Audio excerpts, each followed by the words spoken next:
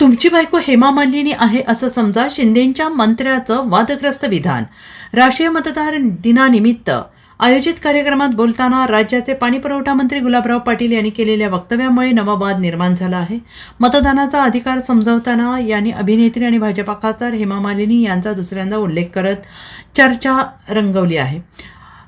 गुलाबराव पाटील म्हणाले की राजाच्या पोटी राजा जन्माला येत नाही, राजा आता मतपेटीतून जन्माला येतो. डॉक्टर बाबासाहेब आंबेडकरांनी टाटा बिर्ला यांच्यासह सर्वसामान्यांनाही एकमताचा अधिकार दिलेला आहे. हेमा मालिनी यांनाही एकच मत आहे. यावेळी मंचावर उपस्थित शिंदे गटाच्या जिल्हा प्रमुखांना उद्देशून मतदानाच्या दिवशी तुमची बायको हेमा मालिनी आहे असं समजा असं वक्तव्य केलं आहे. 3 वर्षापूर्वी गुलाबराव पाटील यांनी रस्त्यावरील खड्ड्यांबाबत टिप्पणी करताना त्यांच्या मतदारसंघातील रस्ते हेमा मालिनी यांच्या गालासारखे असल्याचं वादग्रस्त केलं आहे. विधान केलं होतं आणि त्यावरून वाद झाल्यानंतर त्यांना 24 तासाच्या आत माफी मागावी लागली होती. आता पुन्हा एकदा त्यांच्या वक्तव्यामुळे राजकीय वर्तुळात चर्चा रंगलेली आहे. राजाच्या पोटी आता राजा जन्माला येत नाही. डॉक्टर बाबासाहेब आंबेडकरांनी बिर्लाला सुद्धा एक मत द्यायचा अधिकार दिलाय आणि टाटा बिर्लाला आणि अंबानीला सुद्धा एक मत द्यायचा अधिकार दिलाय. हेमा मालिनीला एक मत द्यायचा अधिकार दिलाय. समाधान महाराज तुमच्या बायकोला सुद्धा एक मत द्यायचा.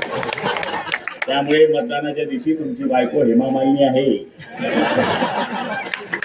विरोधाचा भाग सोडा, पण मतांचा जो परिणाम आहे, एक मत देण्याचा अधिकार टाटा बिर्लाला आहे, एक मत द्यायचा अधिकार हा अंबानीला आहे, एक मत देण्याचा अधिकार नटनट्यांना सुद्धा आहे आणि एक मत द्यायचा अधिकार आपल्यासारख्या झोपडीमध्ये राहणाऱ्या माणसाला आहे.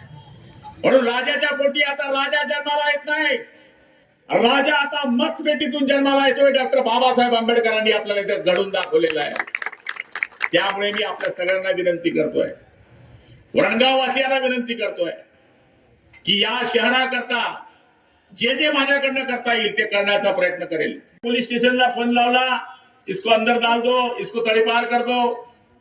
मी माझ्या कार्यकर्त्यांना तेच सांगतो, मला भानगड मोडायचे फोन सांगा, भानगड जोडायचे फोन सांगू नका.